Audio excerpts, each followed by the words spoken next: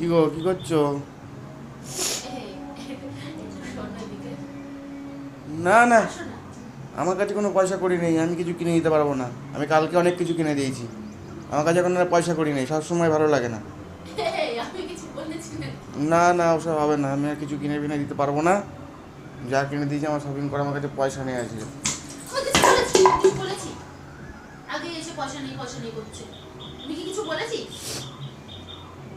তুই বোতল ছুটছিস কেন? তুই তো গেলেই তুই বলবি যে আমার এটা কিনবো, ওটা কিনবো, সেটা কিনবো, এটা কিনতে হবে, ওটা কিনতে হবে। ফোনে কি সব অনলাইনে বের করবি আর বলবি এটা কিনে দাও, ওটা কিনে দাও, সেটা কিনে দাও। কত কত কত কিনে দেবো আমি? আমার এই মাসে আর পয়সা নেই, আমি এই মাসে আর কিছু কিনে দিতে পারবো না। কালকেই 3-4টে জিনিস কিনে দিয়েছি। এই মেকআপ, ওই মেকআপ, সেই মেকআপ, ওর শেষ হচ্ছে না কিছু। হ্যাঁ, আমি বুঝতে পেরেছি, তোকে কিছু বলতে হবে না। আমি বুঝি, আমি তোর মতলব বুঝি।